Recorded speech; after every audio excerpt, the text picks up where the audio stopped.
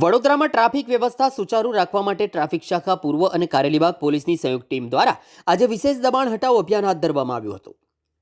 આ કાર્યવાહી કારેલીબાગ પોલીસ સ્ટેશનથી નાગરવાડા 4 રસ્તા, બહુચરાજી રોડ અને સલાટવાડા રોડ વિસ્તારમાં કરવામાં આવી।